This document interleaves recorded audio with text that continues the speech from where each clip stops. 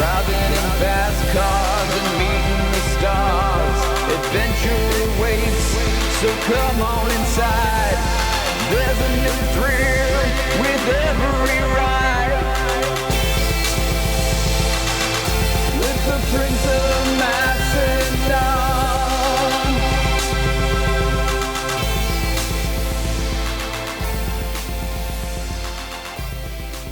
Usually I slam people who can't park between the lines, but this truck is so freaking awesome that I can't argue with it. That Ferrari wins best car of the day though.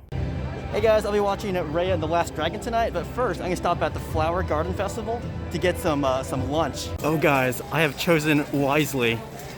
This is the first time the Lotus Blossom Cafe has been open since the pandemic started. Every time I vlog here, I always come by here and see that it's closed, but now it's open. So it's going kind of slow, but this is worth the wait. So here's what I got, the orange chicken combo, which comes with 1 scoop of white rice, broccoli, the orange chicken of course, egg roll, and a drink, which I got just a regular water. So you guys don't understand, this place has been closed for over a year since the pandemic started, so when it reopened, oh my gosh, I got so excited. Perfection. Tiny observation, they don't give enough rice, so might have to get 2 orders of rice because the rice should outnumber the protein. After this, I'm going to Disney Springs. Gonna watch Raya and the Last Dragon. There! This is so neat. It's a sand sculpture modeled after Raya and the Last Dragon. I'm about to watch that movie, so this will be exciting. Alright guys, so I'm at Disney Springs. This is where I'm gonna watch Raya and the Last Dragon because the theater near me doesn't have this movie. So Soul is a great movie, but I was hoping they would have had the Raya set up here at Disney Springs. But I did like Soul. I definitely want to see this when it comes out. It's a Disney Pixar. Oh, and absolutely this movie. Emma Stone's awesome. And I could totally see her as Cruella, especially after watching the previews. I'm the first one in, but it's a pretty big theater, but it's not the dine-in one, it's just a regular. Here's the Raya merchandise at World of Disney. And I'll take a closer look. Second look, to get some dolls. You're good. These are pretty cool. What is this guy doing here? There's that little roly-poly thing. So they have little figurines. Here is Sisu. Not sure if it does anything. It's pretty cool. Here's her sword. And here's that roly-poly thing again. Oh, I like this pen. That's pretty cool. And there's like smaller versions of them too. And here's a shirt. Let's see what's on the other side. It says Team Ongi.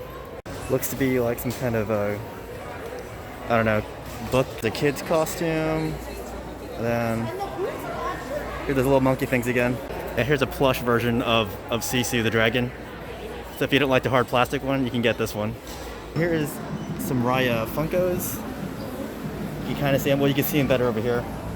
There you go. And then here are the pins. That jumbo pin's $60. Then we get that pin up there, which you saw at the World of Disney, and these 2 smaller limited edition pins, which are pretty nice. And here's a Raya magic band, which looks pretty cool. It doesn't seem to be a limited edition, but it's still pretty nice. I'm still at Disney Springs inside the garage, the orange garage, because it's close to the theater. I wanted to do my movie review somewhere inside Disney Springs, but it was just too crowded, so here I am doing it inside my car. I stayed to the end of the credits of Raya and the Last Dragon. Nothing happens at the end of the credits, but if you want to stick around for the music, that's pretty cool too. I also learned from the credits that apparently the work that was done, I guess post-production, took place among 400 houses. You know, because of COVID, people are working from home, so that must have been quite a feat to organize all that work. And the final product was quite excellent, I gotta say. Anyways, before Raya and the Last Kingdom, there was a Disney short. It was like 3-4 minutes. Again, I'm in the garage. Sorry about all the honking. People are trying to find their cars. But yeah, there was a Disney short. I really did like the short. One thing that at first it was kind of off-putting is that it was all music. There was no talking. it took me a while, but I finally got into it. And when I got into it, I really appreciated the Disney short before the movie.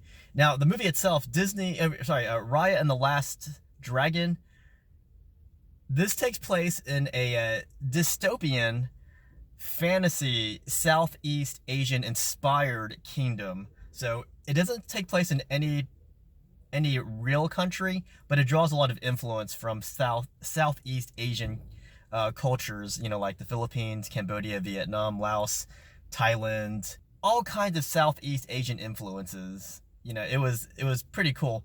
And again, dystopian, so think not really Mad Max or Waterworld, but it takes place after the downfall of government, I suppose you can call it that. But it's a fantasy setting, kind of well, there's really no time period. I would call this a retro dystopian. Now, the movie itself, I loved it. It's got kind of a slow burn to it. It's more about, the slow journey the heroes take to get to the end. But when you get to the end, the ending has a huge emotional payoff. Kind of like when I finished Moana, I felt like the ending was very powerful. With the ending for this movie, I felt it was just as powerful.